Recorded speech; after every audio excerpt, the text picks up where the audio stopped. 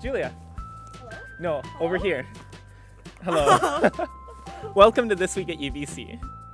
The first molecular biologist to be appointed in the UBC Botany Department, Beverly Green presents Harvesting Light and Chasing Genes, a winding path through the landscape of modern biology. Have you ever experienced virtual or augmented reality?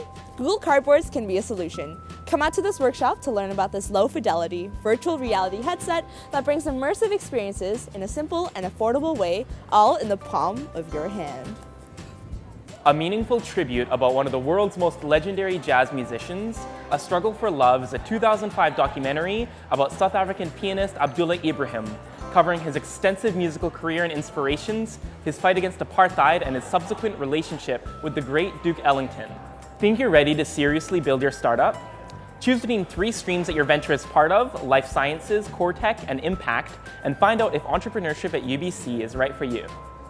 Be sure to wear your bright clothes and bring or borrow a yoga mat to join this free yoga dance party with free glow-in-the-dark paint and black lights hosted by UBC Rec.